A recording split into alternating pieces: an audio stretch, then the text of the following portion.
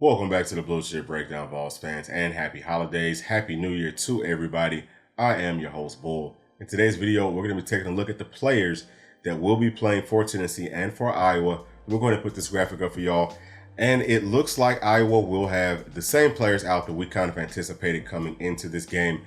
This right here for Tennessee is actually pretty accurate.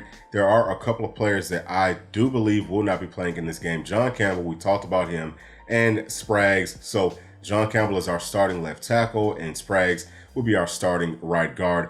Those two players more than likely will not be playing in this game. Obviously, Spraggs won't be playing. We're still kind of up in the air on John Campbell, but leaning towards he's not going to be playing as well. So biggest thing for Tennessee in this game is going to be front seven play, especially on the offensive side of the football. We have got to protect Nico. That's the $8 million man. We all know that. So I feel like we should have a very solid offensive line. Let me just run it down for you. At left tackle, we are anticipating that Gerald Mincey will be starting there. Left guard, we've got Ollie Lane. Center is going to be Cooper Mays. Right guard is going to be Jackson Lampley. And then at right tackle, it's probably going to be Dane Davis.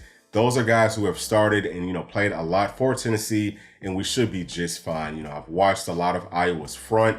They do have some big, strong guys. We've talked about this a whole lot on previous videos, but they are not the most athletic players. Our offensive line really struggles a lot more versus speed than we do versus guys that are big. If you are a big target, we can get our hands on you and we can use our technique to kind of wall you off or move you out of the way, whether it's in that running game or, whether it's just slowing you down in that pass rush and protecting Nico, giving him that time to push the football down the field. Because again, as we've spoke about before, we feel like this is a game where there are some significant mismatches in Tennessee's favor on the outside versus Iowa's defense. And we do want to try to force that football down the field. They're probably going to try to sit back and play two safeties high and, slow Tennessee's big play threat down. So that's where that running game is going to come in handy.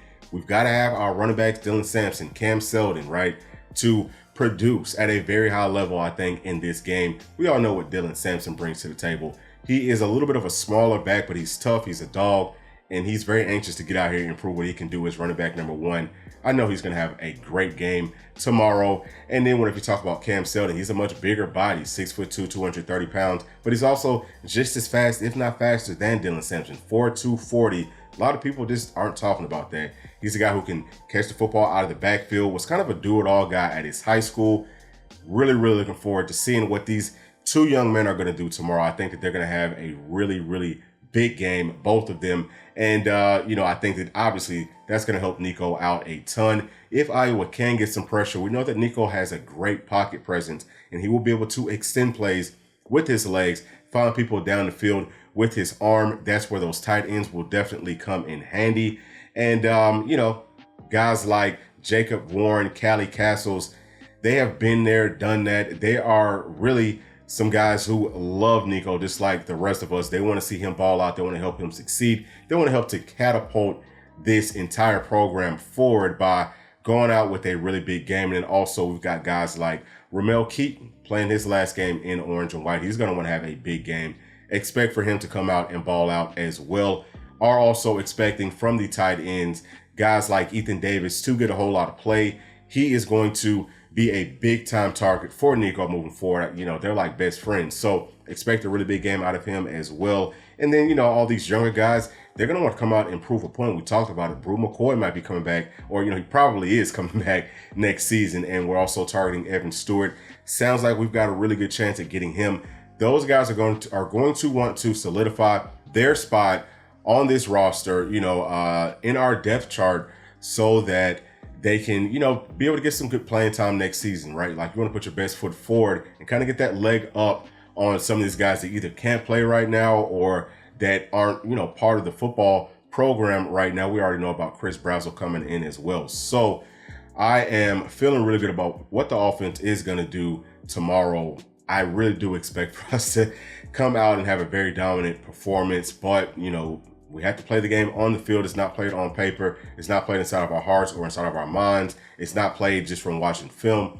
I feel like, we should definitely have a whole lot of edges in this one on offense. Now, let's move on over to defense. Really nobody outside of who we expected to, be playing in this game that won't be playing in this game. So that is really good news. But obviously for our defense, looking at Iowa's style of play, the number one thing is going to be that front four and that front seven, but it starts off with that front four on the inside. All of our tackles sound like they will be playing in this game. So we've got guys like Simmons, Big O, Omar Norman-Lott. Those guys are really good at stopping the run game, but they're also good at getting after that passer from that, inside position, especially Omar Norman-Lott. We know that Iowa likes to throw the ball in between those tackles. It's going to be a lot of three-step drops, dump it off to your tight ends on play actions, boots, things like that. So having that speed on the inside of our defensive line, guys who, are savvy enough to get their hands up, and kind of make those throwing windows more difficult for Deacon Hill, that's going to be very critical. So I feel like right there, we are going to be good on defense. And then, obviously everyone else on the front is going to be playing. We still got James Pierce, we still got Joshua Josephs, all those guys, Caleb Herring, Dominic Bailey, Tyree West, all those guys will be playing tomorrow. So we should be just fine. Going on to that second level, looking at the linebackers, they're all going to be playing. We all know about Arion Carter. He will not be playing in this game, but we do still have Aaron Beasley. I hope that we blitz him a lot more. That's where he is the most productive at. We want to see him be able to increase his draft stock. This is going to help this team out tremendously if we can do that. So expect to see him come on a whole lot more run blitzes and things like that. And I'm definitely expecting him to ball out. He balled out last year in the Orange Bowl. He's just kind of like a bowl game type of a player. So that's going to be huge. Herring is going to be next to him. I am anticipating that he will be the starter. Don't love what he does for the most part. I'm not here to try to bash him. I know that he is working hard. Didn't look great in the second day of practice in pass coverage. Good thing is he will not be in coverage a lot versus this Iowa offense. But he is going to have to, whenever he does drop into coverage, find those tight ends, okay? Don't guard grass. Trust what you've seen on film.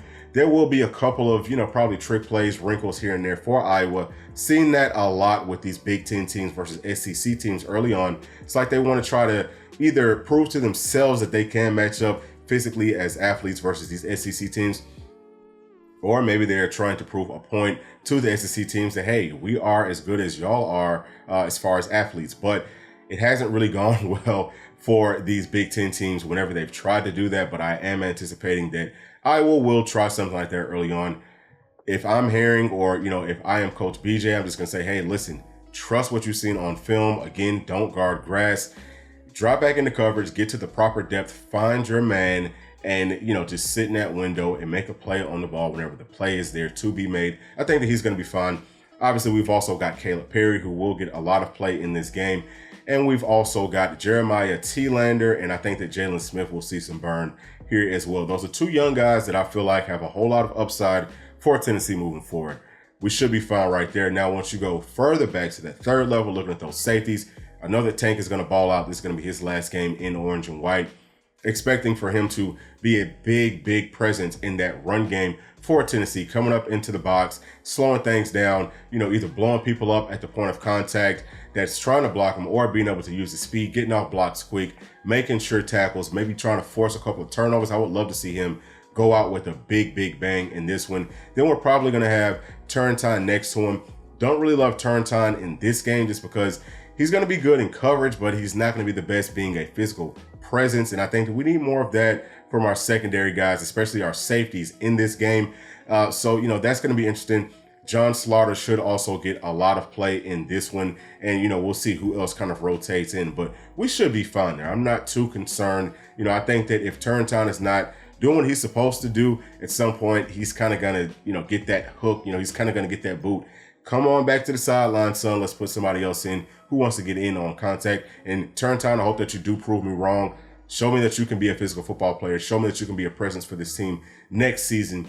That would be huge for us. And then as you kind of start to work to the outside, obviously at the star position, we should see a whole lot of Jordan Thomas. He's a guy that we know will be physical at the point of contact. He's going to be just fine coming up and helping us, versus an Iowa team that likes to run the football a ton.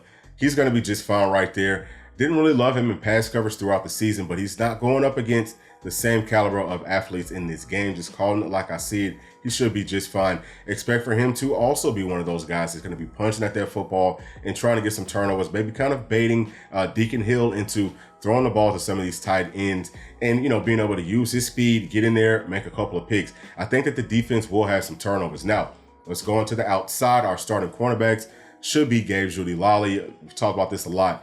This game fits his skill set beautifully. He is more of a squat cornerback. He will come up. He will be physical. He will make tackles. He will punch at that football. He will try to force those turnovers. He's going to play sound fundamental football. And I think that this is a game that he will look really good in coverage in. And, that should help his draft stock as well. That's going to be good for us, obviously, moving forward. Ricky Gibson should be the other cornerback starting. He's another one, okay? He's much better, I think, in man-to-man coverage, which I feel like we'll play a lot of that in this game.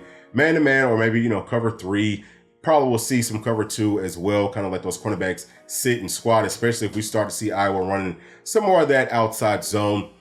But he is very willing to come up and get physical. I know that he will be able to use his speed to beat blockers to the spot and make some tackles. I also do expect for him and everyone else who plays on this defense to be going after that football, turn it over, get the ball back in our offense's hands, because Iowa's going to want to try to drag this game out or really speed it up by, running that clock out as much as possible. So expect us to be very heavy in working on those turnovers. Jordan Matthews should also play here. Christian Conyer should play, and also Christian Harrison. We'll see him either playing at star, playing at safety, or playing at corner. We might see these guys kind of rotate in a lot of different areas, but I feel very confident with what the defense is going to do tomorrow. We are less than 24 hours away from kickoff.